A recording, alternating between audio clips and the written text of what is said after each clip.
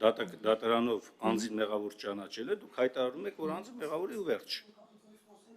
Եվ վերջին դիտարկումը անեմ ձեր պատասխանի վրա։ Փաստորեն դուք հիմա հետ գալով ասում եք, որ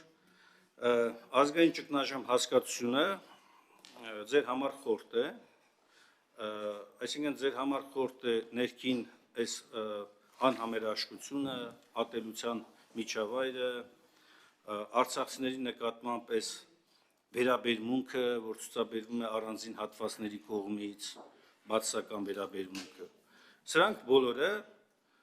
ձեր համար ազգայինի հետ կապ չունեն։ Ազգայինի հետ ձեր համար կապ չունի նաև Արցախի կորուստը, Հայաստանի ինքնիշխան տարածքների օկուպացիան, դրանք ազգայինի հետ կապ չունեն, թե ճգնաժամի հետ կապ չունեն։ Մի հատ ստել կողմնորոշում։ Այսքանը։ Շնորհակալ եմ, պարոն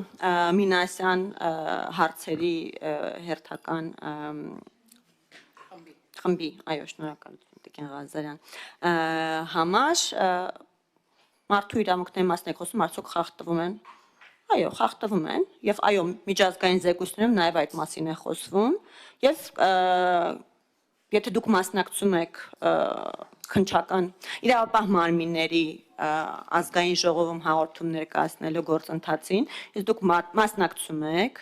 դատախազի։ Ես երկրում չեմ մասնակցել, երբ որ ես երկրում լինում մասնակցում եմ, բայց իմ գործընկերներն են ակտիվ կերպով մասնակցում եւ